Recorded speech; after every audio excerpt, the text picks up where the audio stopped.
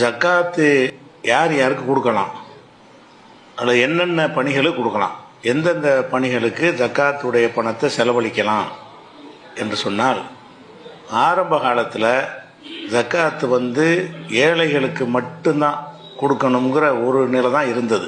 துவக்க காலத்தில் ஜக்காத்துனால வேறு எந்த வகைக்கும் சேரக்கூடாது, செல்வந்தர்கள்ட்ட வாங்கணும், ஏழைகளுக்கு கொடுக்கணும், அந்த ஒரு வகைக்கு கொடுக்க வேண்டும் என்பது தான் துவக்க காலத்தில் இருந்தது. இது புகாரியில் 1395 ஹதீஸு, 1458 ஹதீஸு, 1496 ஹதீஸு, 4347 இந்த இவ்வளோ இடத்துலையும் ஒரு ஹதீஸ் வருது. என்னன்னு கேட்டால், முஆத் இப்னு ஜபல் அவர்களை யமனுக்கு ஆளுநராக கவர்னராக அனுப்பும்போது ரசூல் ஸல்லல்லாஹு அலைஹி வஸல்லம் சொல்லி அனுப்புகிறாங்க.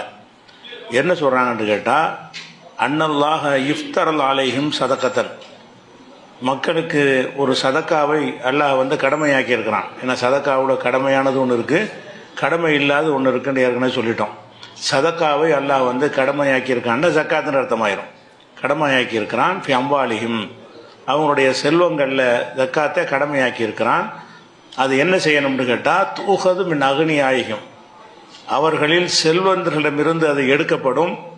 துரத்து அலா ஃபுகராயிஹிம், அவங்களுள்ள ஏழைகளுக்கு கொடுக்கப்படும். இந்த ஒன்று தான் ஆரம்பத்தில் இருந்தது. 8 வகையெல்லாம் இருக்கலை. ஜக்காத்துன்னு வசூலிச்சாலேயே ஏழைக்கு மட்டும்தான் கொடுக்கணுமே தவிர வேறு 7 பணிகள் பிறகு ஆக்கப்பட்டுச்சு, ஆடு செய்யப்பட்டுச்சு. அதனால் துவக்க காலத்தில் பணக்காரங்கள்ட்ட வாங்கணும், ஏழைக்கு கொடுக்கணுங்கிற நிலைமை இருந்தது.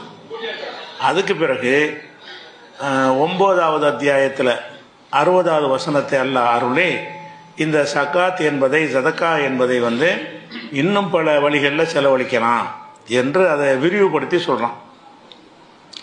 அந்த வசனம் தான் இதுக்கு அடிப்படை. அதில் என்ன சொல்லப்படுதுன்னா, இன்னமா சதக்காத்து, சதக்காக்கள், சதக்கா என்கிற வார்த்தை ஜக்காத்தையும் உள்ளடக்கும், உபரியாக செய்கிற தர்மத்தையும் உள்ளடக்கும். அப்போ இன்னமா சதக்காத்து, சதக்கா என்று சொல்வது லில் ஃபுகராயி, ஃபக்கீர்கள்னு சொல்லிக்கிறோம், பிறகு விளக்கம் சொல்லிக்கிறோம். ஃபுகரா என்றால் ஃபக்கீர் என்பதுடைய பன்மை ஃபுகரா. லில் ஃபுகராயி, ஃபக்கீர்களுக்கும். ஒல் மசாக்கீனி, மிஸ்கீன் என்பதனுடைய பன்மை மசாக்கின், மிஸ்கீன்களுக்கும்னு வச்சுக்கிறோம். ஏன்னா 2 சொல்லும் நமக்கு தெரிஞ்சது. இந்த ஃபக்கீர் மிஸ்கின்கிற அரபி வார்த்தையாக இருந்தாலும் நம்ம மக்கள் தமிழ் மாதிரி நினைஞ்சிருக்காங்க, இஸ்லாமிய சமூகத்தில் அறிஞ்சு வச்சிருக்கிறாங்க, அந்த சொல்லை பயன்படுத்துகிறாங்க. அதனால் அப்படி வச்சுக்கிடுவோம். அதுக்கு என்ன விளக்கம் என்பதை நம்ம பிறகு பார்க்குவோம். அப்போ இன்னமா சதக்காத்து, சதக்காக்கள் என்பது லில் ஃபுகராயி, ஃபக்கீர்களுக்கும் ஒன்றாவது, ஒல் மசாக்கீன் 2வது, மிஸ்கீன்களுக்கும் 3வது, ஒல் ஆமிலீன் அலைஹா, அதற்காக பணிபுரிபவர்கள், அதாவது வசூலிப்பவர்கள். ஜக்காத்தை திரட்டி கொண்டாந்து தந்தால் தான் அந்த மக்களுக்கு விநியோகிக்க முடியும். அதுக்குண்டு அர்ப்பணித்து போய் திரட்டிக்கிட்டு வர்றாங்க இல்லையா, அவங்களுடைய ஊதியம், அவங்களுடைய சம்பளம் ஜக்காத்திலேருந்து கொடுக்கலாம். உள் ஆமிலின் அலைஹா, அந்த ஜக்காத்தை திரட்டி தரக்கூடியவர்களுக்காகவும். உள் அல்லஃபத்தி குலூபுகும், உள்ளங்கள் ஈர்க்கப்பட்ட, உள்ளத்தால் ஈர்க்கப்பட்டவர்கள் அப்படின்னு அர்த்தம். அதுக்கு விளக்கம் நம்ம பின்னாடி பார்ப்போம். உள்ளங்களால் ஈர்க்கப்பட்டவர்களுக்கும். ஒஃபிர் ரிகாபி, அடிமைகளை விடுவிப்பதற்காக, அடிமைகளாக இருந்தாங்க அவங்களை விடுதலை செய்வதற்கும். ஒல் காரிமீன, கடனாளிகளுக்கும்.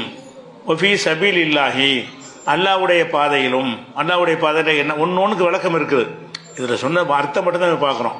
ஒஃபி சபீல் இல்லாஹி, அல்லாவுடைய பாதையிலையும். ஒப்னி சபீலி, வழிப்போக்கர்களுக்காகவும் அல்லாஹ் இந்த சதக்கா செய்யப்படனா விநியோகிக்கப்படணும். ஃபரீலத்தம் மின் அல்லாஹ், இது அல்லாவிடமிருந்து உள்ள கட்டாய கடமை, இப்படித்தான் செய்யணும்.